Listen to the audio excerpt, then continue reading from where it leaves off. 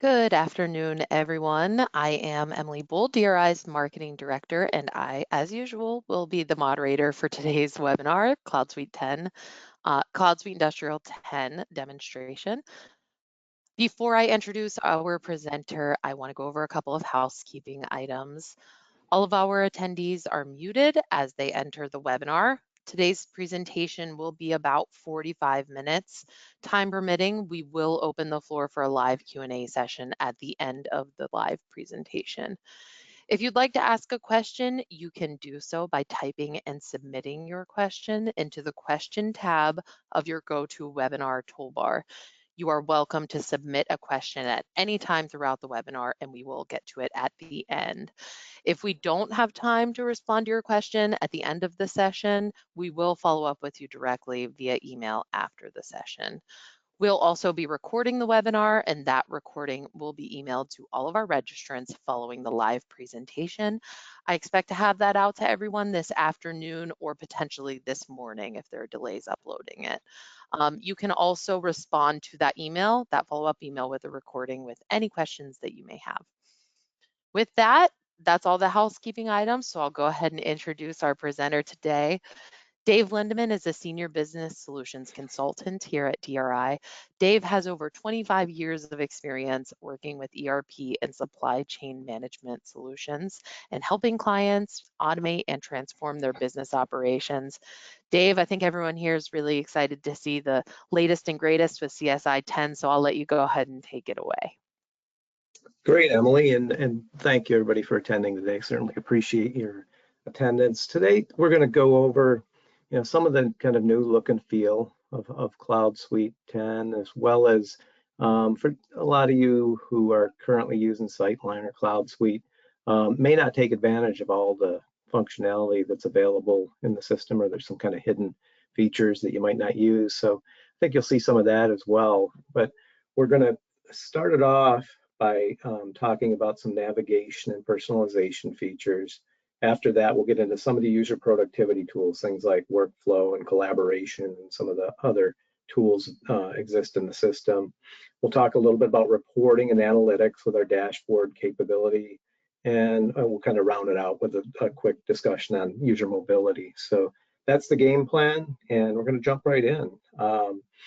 The view that you're looking at right now, and it can run in any standard browser. So it could be Chrome, it could be Firefox, it could be IE or Edge.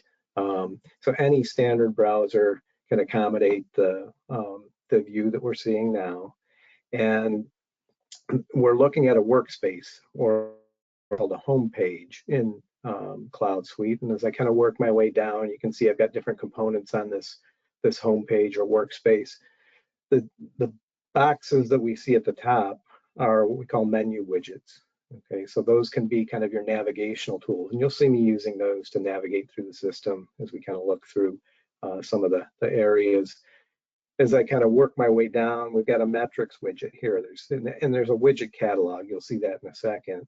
That enables you to kind of pick and choose those widgets that you want. Here's a customer interactions widget for all my touch points with my customers. And you can drill back from here, but we'll reserve that for a little later. In the middle, you see kind of an announcements widget. So what that's doing is that's a way to broadcast maybe information to your organization and have graphics on a screen. All right. Working our way down, we're going to talk about reporting and dashboards, but a widget can be a dashboard. In fact, a widget can be any CloudSuite form you want. So if I wanted my favorite grid form, I could put that in the widget and have it right on my workspace or homepage. And then I've got a live website here that, this is an example of our website. However, if I was a maintenance buyer, maybe I want the Grainger website sitting there so I can kind of easily access my Grainger catalog or whatever might be relevant for your needs. That could be in a widget as well. And there's a lot of other uses. Now, this last widget I have down here it's just a graphic. I think all of you probably are familiar with the depth that Sightline or CloudSuite has to offer. However, sometimes you forget about the breadth. And with your subscription, you're going to get a pretty broad footprint of applications. So as we kind of work our way around this, we call this kind of our circle of life, that if we start at the top, you see we've got obviously design and engineering and project management. So many customers use project management to manage internal projects such as a CapEx, putting in a new production line. But you can also use it for product development, research, or even construction type projects. So it depends on your need, but project management's a part of the solution. As is CRM, in a lot of systems, CRM would be a third-party solution. We've got an embedded CRM application that allow you to track leads and opportunities and all the things that go along with pipeline management. So that's another capability. Kind of working our way down the left, and we're going to go into detail on all these, but we've got some of our operational capabilities, with obviously sales and material and capacity planning and manufacturing and sourcing and procurement. So you'd expect those to be part of an ERP system. But down at the bottom, an available option here is product configurator. So that's something that if you have kind of prompted order entry and want to configure products and build bills and routings on the fly, the product configurator is part of the whole CloudSuite solution. As is quality management. Quality management's included as part of the solution, which is inbound quality. It could be in-process quality. We also have enterprise quality, which is to manage any initiatives you might have, like an ISO program. You want to track the tasks associated with that and the activities associated with some type of certification. Kind of working our way up the left-hand side here, service lifecycle management. Even if you don't service management requirements, as part of that solution is maintenance management. So if you want to maintain your plant equipment, have PMs and emergency maintenance and all the buying associated with the maintenance requirements, that's all in service management. And then on the upper left-hand side, obviously your financials at the true multi-site, multi-warehouse, multi-currency package. And also included, and we'll see this, is document management. So Infor document management is part of the solution. So that's just embedded. Again, a lot of ERP systems require a third-party document management system, and this is included. And finally, any of your payroll and HR needs are encompassed within the human capital management application. So again, I show this more to show the fact that it's not just a deep package, but it's a very broad package in terms of the footprint that's offered. And many of you may not be using all those applications, but they're there to use with your CloudSuite subscription. All right, so let's kind of take a look at the home page or the workspace and see how you might use these. I can have multiple home pages. Okay, so I can either use these little bubbles up top to switch between them, or I can use this drop down right here that allows me to go to all my home pages. So for example, I might want one called Dave's home page. It's a little variation. I've got my menu widget here. I've got my customer follow-up widget sitting over here, pipeline value. If I go to this little third bubble, you're going to see that this is more of an executive view, where maybe I've got just a series of metrics that I want to keep track of for the organization. So that's what I've got here, things like cash impact, percent of on-time shipments, days outstanding. So I can present that as kind of a dashboard that, every day when I come in, I can kind of see the pulse of the organization.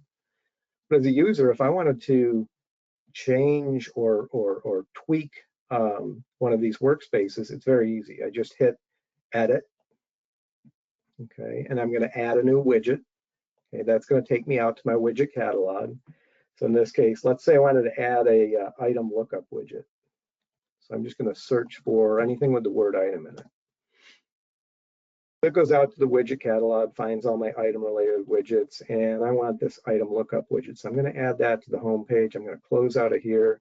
You'll notice that it's kind of put it down here at the bottom. Well, I want that to appear up here in my primary panel.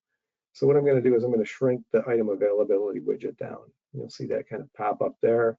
Maybe I want it to the left of that. So I'll drag it where I want it. I'm going to just click Save.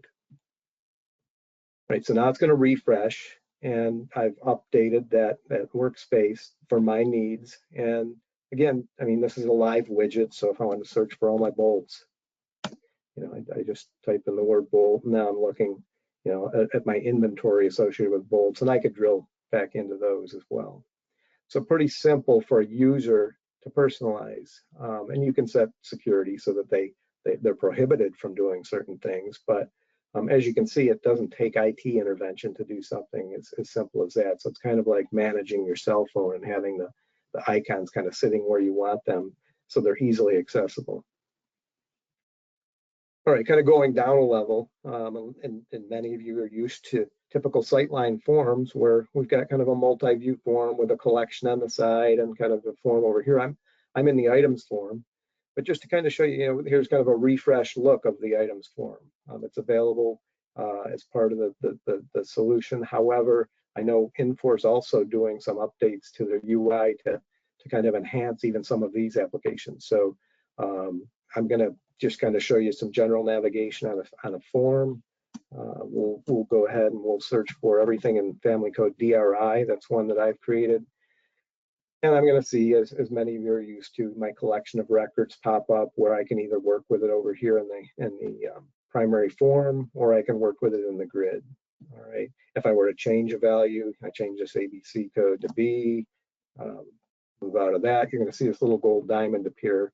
And what that's indicating, obviously, is that's in a pending change state. When I hit save, it would save that record. If I wanted to refresh, if I made a mistake and didn't want to do that, I could just go up and say refresh current, okay, and then that goes back to where we started. So you're probably used to some of this navigation in whatever version you're on today, but it's got a kind of a fresher look. Now, the other thing we can do is I could save filters. So I've got this little filter box up here, and I've got one called Days List. Okay, so that's a collection of 16 records. Well, if I, maybe I want to work with that in the grid. So I go over to the grid, and maybe I want to change, do a wholesale change on ABC code. So I'm going to just do a little change on ABC code column. I'm going to click on edit. Let's say we want to change that to anything where it's a B. I want to change it to a C. So I'm going to just do a little replace value in collection. Some of you may use this today. Change the B to a C, replace all. And now in this case, what we see is these records, again, with the little gold diamonds next to them, have been updated. Or they haven't been updated. They're going to update if I hit save. Now, I showed you how you could kind of refresh a single row. If I want to refresh the entire, if I made a mistake, I want to refresh the entire form, I'll just hit refresh all. And no, I don't want to save those changes. And again, we're kind of right back to where we started. Now I can also easily export to Excel. Okay, so that's just a button click away. Or I can import. And I'm sure many of you use the features of paste rows append today. But for those of you who don't, it's as simple as going up and hitting my edit button and hit paste rows append. All right, and what I'm going to do is I'm going to copy that from a worksheet, again, kind of oriented to the columns that I have on that screen. Hit paste rows append. It's a little different maybe than you're used to in some of the on-prem versions where it pumps it right into the grid. It's going to pop up this little window. I'm going to click OK. And again, it's editing it just as if I'd entered that online. And if everything comes back okay, I'll see these little blue stars. If I had a problem, I'd see a little red exclamation point. Again, I've got, as a user, full capability of saying, well, I don't want that row, so I'm going to delete that one. Okay, or if I made a wholesale mistake, again, I can just hit the refresh all button and say, no, I don't want to save those changes. And we're right back to where we started. So, the architecture is such that the user can be pretty efficient in the way that they use and access data. Now, a couple other things while I'm here. Many of you may use some of these types of features, but if, for example, if I wanted to look at this pivot joint assembly and I want to see the, let's see, the engineering workbench. I could just do a simple right click and go to that, or on these forms, I can just do a drop down over here and I could access all my, what some of you might be used to as buttons on the side, kind of in a drop down where if I wanted to access the, let's say the engineering workbench here, I'd hit that. And I know that this is a linked form by this little link we see up here. So if I choose a different item, obviously that linked form is going to change to that item. So just another way to get to that information. Now, if you don't want to use that drop down over there, you can hit this little pin in the center, and I could see that information over here as well. So that engineering workbench or the current materials or any related information, and you can update these. I can get to via that and kind of have that panel sitting right there. If I don't want that there, I simply hit that pin and it goes away. All right, and you can still have your buttons, like we see down here. So if I had if I had this mounting bolt, I want to see my stock locations. Okay, I could just hit my little stock locations button, just like some of you may be used to today, and kind of display my stock locations. Again, it's a linked form, so I'm seeing the link to whatever record in the collection I'm focused on. All right. So the other thing while I'm here, you see this conditionally highlighted field. What that's showing me is, and you can define these however you want, but what this is saying is I'm below my safety stack. And that's just, you define the criteria you want. But I said, I want this field to turn green if my safety stack, if I fall beneath my safety stack. And so that's why that's that way. If I go to a different item, okay, you'll see that one's fine. So there is no conditional formatting going on there.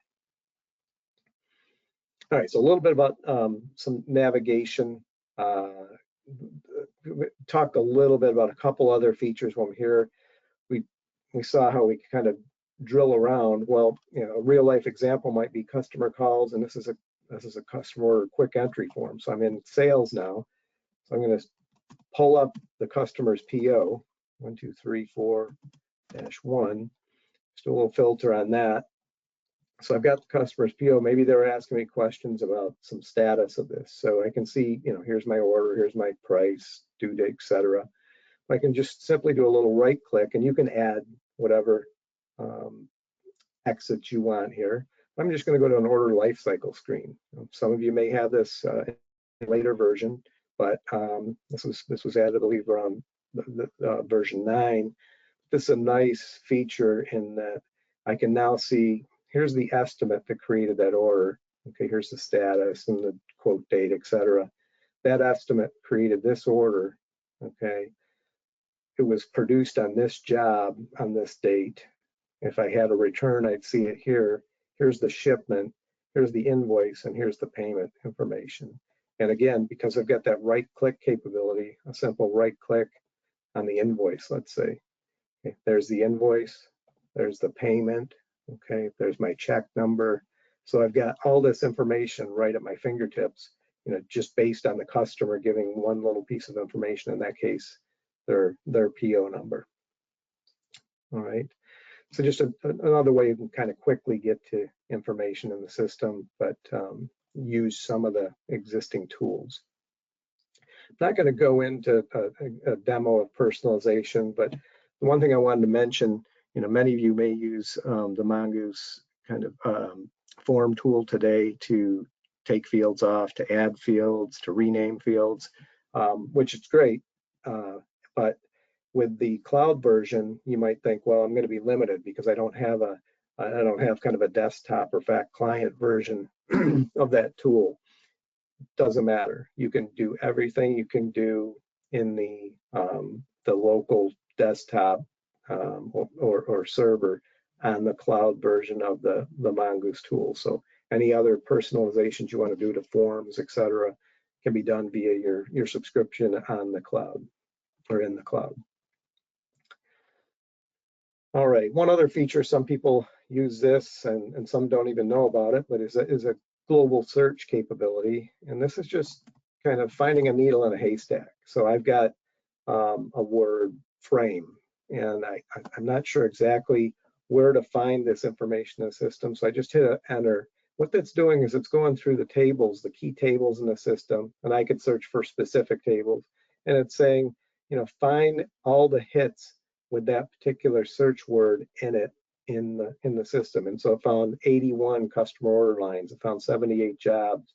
But if I look at, as an example here, I found 3 customers. And maybe I was looking for, it's that one in Frametown, PA.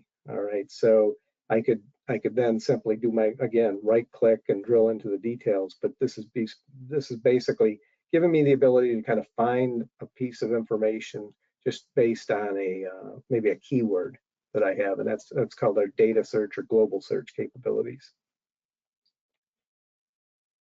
All right, we'll talk a little bit about some of the productivity tools in the system. Okay, the first being document management. So as I said, you have integrated document management that comes as part of the solution. And as part of that solution, it's going to present those documents in what we call a context viewer, like we see over here. So I hit this little caret up at the top, and because I'm focused on this base assembly, it's going to display any drawings or work instructions or related detail. If I were to hit another item, it's going out into my document management system, and it's going to retrieve any related documents. In this case, there might have been a drawing or a spec document associated with that. But basically, it's going out and it's retrieving any related documents associated with the record that I'm focused on. And that's what we call our context viewer. Now, if I were in a sales order that had this product on it, or a purchase order that had a purchased item on it, it's going to display the item information that resides in IDM or Infor document management, but it's also going to display maybe customer information on the sales order, because I may have customer related documents, or in the purchase order, I may have purchase order related documents. So that document repository will retain any associated documents and allow that electronic retrieval no matter where I am in the system. All right, and that has full check-in, check-out capabilities, revisioning, and all the things you'd expect with document management. But most importantly, it kind of links to those records in your system. Now, another feature in the system is something we call collaboration. And this is going to load kind of we call this our activity feeds. And what you're going to see here is kind of activity related to either messages I've had, but related to products, related to orders, etc. In this case, I'm going to show you an example of a drill back that's been created based on a message that I sent to Kirk Taylor when I was in the item screen. So I'll show you how I did it in a second, but here's the message I sent to Kirk, talking about this base assembly. I attached a drawing and a picture of the product. But the system, you can see Kirk has responded already, but the system builds this little drill back link when I send that. What that allows me to do, so think of this as kind of ad hoc workflow. I didn't have any predefined workflow set up. I want Kirk to take a look at this and provide feedback or approve it or do something. So I click on that little drill back link. That'll take me to an item screen showing me the detail, and I can look at documents and other information here. But the way that was originally built, when I was on this form, I hit this little share button on the top of the screen. And what that allows me to do is share this information with an individual user or all my connected users. Okay, so I'm going to say I want a tagged user. I'm going to say I want this to go to Kirk Taylor. Okay, so that's how I sent that originally. And then I type my message and I hit this, I added some attachments, and then I hit share. That's what created that collaboration link that you just saw. So again, kind of liken it to an electronic sticky note. I want to direct someone to a piece of information. The nice thing is it's live information. It's not stale. It's not a paper that I wrote something on and they don't see it, for 2 or 3 days. It's going to direct them to the live information in the system and allow them to review. And if they want to respond, they can.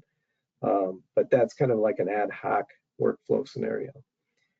Now, the other example I'll give you is using the event system to create messages in the system based on a data trigger, something that's happened in the system. So in my case, prior to the demo, I created a new customer. And if I go to my inbox, okay, so obviously I wouldn't send this to myself, but maybe I'm the sales manager, okay, and I need to enter some information related to this customer before they can become a real customer. In fact, right now it says TBD because there's no customer assigned to that yet. So Thomas Inc. requires sales input and approval. I get this message, okay, I click my little response tab and I'm going to click respond. That's going to bring up a form with whatever information you want on it. In this case, I want to make sure territory, price code, and customer type is okay. And maybe I change these. And once I've done that, I hit approve. All right, now I'm going to refresh this mailbox. And you're going to see a second message because this is kind of a two-step workflow. Accounting has to enter some information before that's a valid customer. Okay, so the accounting person gets the message. They click response. And in this case, accounting needs to enter terms, credit limit, and order credit limit information. Again, I could change these. I could reject it if for some reason, I didn't want to approve that. But otherwise, I approve that, and now that becomes a fully vetted customer in the system. Okay, now this could have gone to Outlook as well. I'm in my internal CloudSuite mailbox. But basically what that's doing is it's allowing processes that might be paper-based or manual today to be done electronically. And as long as you've got data, you can trigger those events to happen and to send messages or to change a field value or kick off a report, whatever it might be you need to do. Can be done using the workflow tools. Now, I'm going to just show you there's a couple ways to manage workflow in the system. One is kind of table-based. Another is using a graphical kind of drag and drop type workflow. So this is kind of our workflow management workbench, and you can see they've got a number of workflows out there: ECM and approval. I've got new item workflow. Okay, quote approval. Let's just take a look at this ECN approval. So here's the process, and you design this however you want. All right, you can have tasks in there, you can have approvals, and it's very, it's pretty simple to do this because you're just basically going to take. I want to add a new task here, so I'm going to take a task. I'm going to define the task down here. Maybe I want to add a decision tree, prior to that. So I add a decision tree, and maybe that approval becomes part of that decision tree. So you kind of manage that graphically. And then that becomes a workflow in the system that gets monitored. All right. So a couple different ways you can kind of manage workflow in the system and kind of electronically do some of those processes that may be manual today. Next up we'll talk about, and this has been around a little bit, is Outlook integration. So if I go to Outlook, what you're going to see here is I've got a few messages, and the one I'm going to focus on is this Cole Randall order status information example. What happens is when you have Outlook integration kind of enabled in the system, it's just part of the system, this little CloudSuite capability gets embedded in Outlook. So you've got things like sync contact, task, calendars, etc. All right, but what we're going to do is we're going to look at an email message I got from Cole Randall. Now it recognizes Cole Randall's email address, and what it's done is it's presented me with this little panel at the bottom that shows here's all the order history for Boschco, who's Cole's company, and also all the interactions I've had with Cole, from the beginning of time. So I can kind of see, here was an email where we sent him a quote. Here's another email where he accepted it. All right, but in this case, they're asking for a status of their PO number, BSC 777120. I notice this little yellow highlight on that. That's what we call a smart link. So if I hit that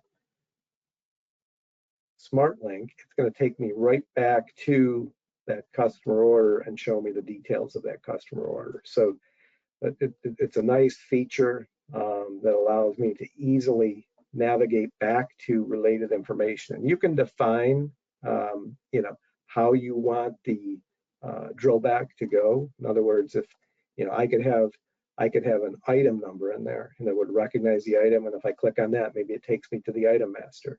So there's different ways that you can use that workflow, that Outlook integration to point back to the data that you want to look at.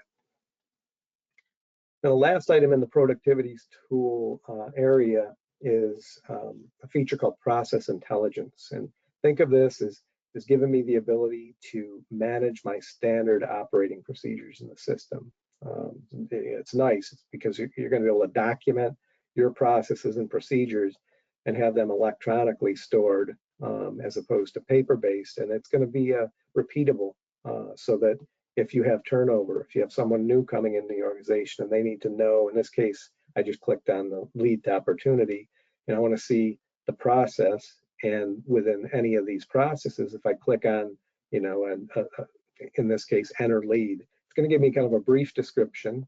It's also going to give me kind of a larger description of what the process is here, but it's also going to give me the ability to drill back to the actual leads form when I'm entered on that, or I'm sorry, when I'm focused on that that button. If I were here, it would go to the prospects form. So just an easy way to kind of navigate, but also document your standard operating procedures and have them electronic as opposed to paper-based. All right, we're going to kind of shift gears and talk a little bit about reporting in the system. The first being kind of your ad hoc, interactive type reporting. Some of you may have used data views, but I'm going to take you to a simple data view example. So think of this. Now, y'all know, or most of you, probably know that you can use your filtering, like we saw at the forefront of this presentation, to get the data that you want to look at. So in this case, I'm going to do a simple data view for kind of a sales analysis report. So I've filtered my data. Let's say I've got the customers I want to look at, and now I'm going to just hit this little data view button up here.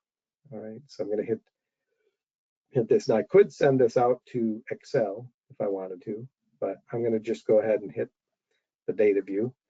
Think of that as taking that data and kind of raw, dumping it into a spreadsheet.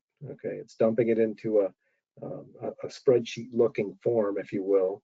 And it's allowing me to now start working with that data. So you can see I've got sales year to date, sales last year, city, state, etc. I could move these columns around. So if I want type to be over here rather than over there, I can move it, I can resize them. But now I want to work with this data. So let's just do something like, say, I don't want sales year to date. So I click on that little gear up there. I don't want sales year to date that are 0. So I'm going to say I want sales year to date greater than 0. Okay. And if I hit search here, it's going to search. Now I could add other criteria right here. I'm going to show you in a second another way to do it, but I'm going to click on search. So you'll notice the zeros went away. Okay, by the way, I've also got a summary or a sum going on down here. I can do count, min, max, etc. All right, so I've got the total in that column. But maybe I only want all my sales in a particular state. So I'm going to add another filter. So now I'm going to say I only want, so I'm going to say and state equals Ohio. Okay, so I'm going to put in OH, do a search. Okay, so now I've kind of got the records I want. And at this point, maybe I want to group it by maybe the type of customer. Okay, by the way, I could just double click on that column and sort it, but I want to group it. So I'm just going to take that and drag it up to the top. So now you see I've got 4 direct, 1 make to order, and 2 retail. And now I can expand those individually, or I could expand them all. And at this point, I can still use that right click, okay? And I might want to go to, you can see there's a wealth of areas I can go to here, but I want to go to open customer orders for Canfield. So now I'm seeing their open orders. Maybe it was this order I wanted to look at. And now I'm just looking at the, CloudSuite details of what was shipped, what was expected, etc. So you can kind of see data view is again, it's a nice ad hoc reporting tool that's going to allow you to kind of extract information as you need it from any of our forms in the system. Now, a little bit more sophisticated reporting is our analytical dashboards. Okay, and this is using the Burst reporting tool, Infor's Burst product that's now included as part of CloudSuite. And as you saw, I can have this in a widget, so I can have my dashboard kind of nicely positioned in a widget down here, and I can work with it there. Or if I want a little bit larger view, okay, I can work with it in directly in a URL, and that's what I'm doing here. So to kind of talk a little bit about what Burst is allowing me to do, it's a more multi-dimensional analysis. So if I look at these boxes at the top of the screen, these are all what we call key performance indicators. You know, you can design these dashboards however you want. Out of the box, you're going to get standard dashboards that you can either tweak or use as is. This is just a sample that I've created, so you can create them any way you want. But this is a sample profitability analysis dashboard. So here I'm looking at total sales, cost of sales, profit margin. And if I kind of hover over these little graphs, you're going to see this is by year, by quarter. Okay, so it's showing me a little trend there. The indicators on any of these are showing me, how am I doing with that area with respect to my tolerance levels? Because you set the levels up that you want, you set the criteria for what displays next to that. So you can kind of see how that works. Now, in the middle of the dashboard, I decided to put some charts. So here's where I've got sales by product line, or sales by customer by product line by product. And the reason it's got three names there is, like, for example, sales by region, state, and rep. Okay, here's my region. If I want to drill into the east, now you're seeing there's my states. And by the way, you'll notice everything's now filtered by the east region, and it keeps track of my filtering up here. And now I want to see my sales in New York. So now I'm seeing my reps. Okay, so this is East New York sales, and everything else here has been filtered accordingly. You can see that it's only showing New York in my we call this a heat map. So if I go back to the original, you see that there's all my states I've sold into. The darker ones are the more predominant, the lighter ones are less predominant. And then at the bottom, I've got a detail table. And again, this has got a conditional formatted column going, where I think if I'm over 40%, it's going to be green. If I'm under 40%, it's going to be red. Okay, I think I actually have some middle ground too, where if it's in the middle of maybe 35 to 40, it's going to be yellow.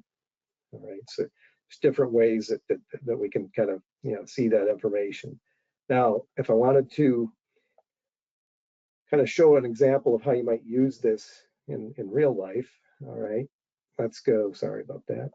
GoToMeeting is taking over on me. I'm going to go down and we'll see. Okay, so here's my average margin by product line by product. So I want to see, this is I'm running kind of slim margin on the Mac 700 products, and here's my items. Okay, and I want to drill into who did I sell this item to, and here's my customers. All right, so I've kind of drilled back to get the customer detail. It looks like Burr Oak is the one that's the culprit. So now when I go down to my detail table, okay, I can see it's all there. It's all the orders related to the filtering to that item that I've done.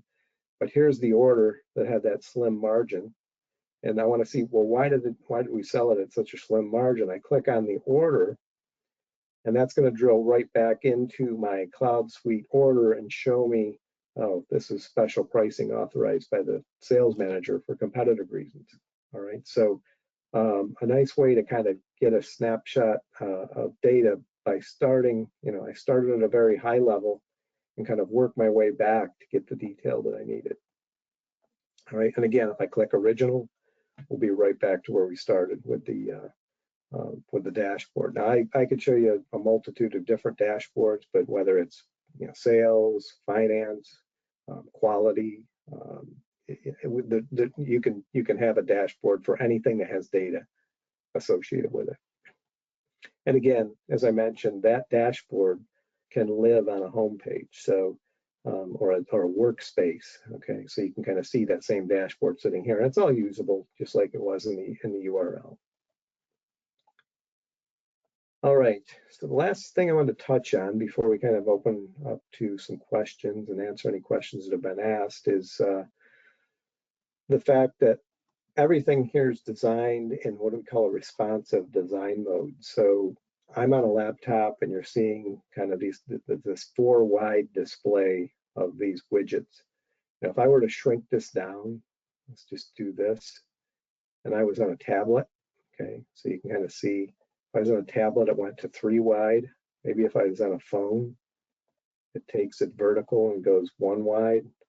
Okay, so the responsive design capabilities of CloudSuite enable it to display on the device that you happen to be displaying on. If I was on a big screen on the plant floor, it might take this 5 wide.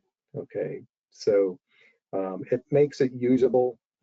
You know, I'm not going to say you're going to be able to do everything on a phone, but at least it makes it usable on the device that you happen to be accessing the system, which again is just via URL. So anything that you can access on a laptop, you can access on a phone, you can access on an iPad or a tablet.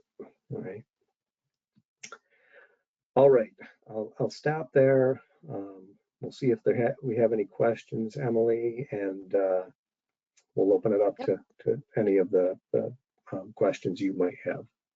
Yeah, we did get, we got a couple of questions right as we were starting. I think they heard that they can submit questions as soon as, or at any point during the webinar. So we do have a couple, but just as a reminder, if anybody has any questions, you can type and submit your question on the questions tab of your webinar toolbar. So we'll start with these first 2 questions we had come through early, and then we'll see if a couple more trickle in.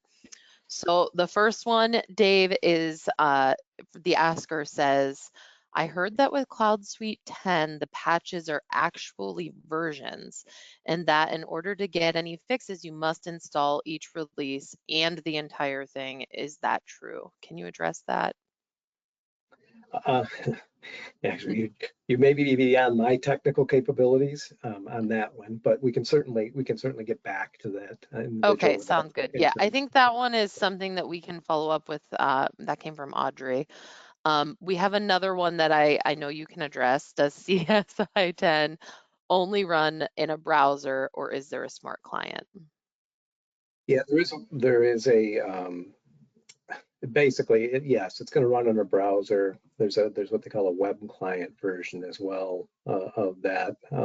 But again, you know, you're going to run that on a yes, you could run the web client on a you know, in another environment, but you have to have that internet access in order to access the cloud in the system. So I guess the answer is you're basically going to need a browser, a device with a browser in order to access that. Okay. And then on that topic of browsers, we had a question that just came through that says, can we run Sightline on Apple products in the Safari browser? Absolutely, yeah. And any of your standard browsers can accommodate. I'm running in Chrome on mine, but any of the standard browsers can accommodate it. Okay. We have another that came through that's kind of a 2-parter. We're asking about 2 products. It says they currently use DocTrack and ShopTrack. Can they keep using those on Sightline 10 in the cloud? Yeah, basically the answer there is, you know, Sightline or CloudSuite, I should say, includes IDM or Infor Document Management with Infor OS. Okay, and DRI's worked with several customers to transition them from DocTrack to IDM, which has similar capabilities. So that's the kind of the document management side of it. In terms of shop floor, there's a factory track application that is basically just an extension of the interface. So it's not a different, don't think of it as a different tool. It's an Infor interface that allows you mobile capabilities for shop floor and for warehouse. And again, we've worked with many customers to transition them from shop track to factory track, and it's worked nicely. So I guess the answer is, the best answer is the fact that we have a integrated solution, Factory Track, that is kind of the replacement for those products that you might have used in the past. Mm-hmm. And we've helped customers make those transitions before, so Absolutely. Yep. it hasn't been an issue. We have a couple more questions trickling in. The next question says, do any of the BI analytical dashboards come out of the box, or do users need to be trained to set up and design the dashboards like the ones you showed today? You do get several out-of-the-box dashboards as part of your subscription. So you get in fact, kind of a multitude of dashboards, and you can either, again, you can tweak those, or you can kind of clone and use those as kind of a template. Now, with respect to users creating their own, the tool to do that is included. So, I'm not going to say your, everyday user would be doing that, but a power user who understands kind of the data that they're going after can certainly do that. And there is training available to be able to come up to speed. And it's not difficult. It's drag and drop. It's not programming. It's relatively straightforward. Okay. And on that same note, we have a question that says, are the reporting and analysis tools you showed included with the cloud subscription? Yes, they are. And again, there's several predefined reports and predefined dashboards that are included as well. So yes, those are just part of the subscription. We have one more question, unless something else comes through, but just a reminder, if you had any questions, you can type in submit them now, since this is our last question. I did see another one pop up. So just type in submit your questions now if you have them, because we're getting close to wrapping up here. The next question is, can users be prohibited from some of the features you showed, for example, mass importing or mass updating of records? Yeah, absolutely. And I probably should have mentioned that when I did the import. CSI has very flexible security right down to the field level. Many of you might know that, especially the more technical people that work with security today. So they can, and users can also be restricted from nearly any update function. So you can have, maybe only view access on some screens, but you can have update on others, and it's a very flexible security that it kind of overreaches everything that we've shown. Okay. The last question we have here says, we're on-prem, not using the web interface. Will these features work for us? I think just in general, a question about the features you showed today, Dave. Yeah, there's several of the features. If you stay on-prem, there's several of the features I showed, probably a good chunk of them that yes, you can use on-prem. I will mention there's some features that are strictly for kind of the web or the cloud version. So I don't want to mislead you into thinking everything I showed, and we can get more details on. Yeah, we can follow up with the specifics on that as well. We have your email, Mark, so we'll follow up with you specifically on that question. There's another question that just came through. Do you know if there is a way in the web client for a user to be connected to 2 sites at the same time? I don't believe so, but again, we'll confirm that. Okay, sounds good. Okay, that looks like all of the questions that came through. We got through those pretty quickly, so we'll give everyone back a couple of minutes in their day. With that, we'll go ahead and wrap it up. As a reminder, you can always follow DRI on LinkedIn, Twitter, and Facebook for the latest updates on what webinars and events we have coming up. You can also check the website. We should have some webinars being posted in the next couple weeks for CSI users. So that's at decision.com/events. With that, we'll go ahead and wrap it up. Keep an eye on your email for the recording later today or early tomorrow morning. But But other than that, that's all we have. Thank you to all of our attendees. Thank you so much, Dave, for taking out time to share these features and the latest and greatest with CSI with all of our attendees today. Thanks again, and have a great afternoon, everyone. Thank you, everybody.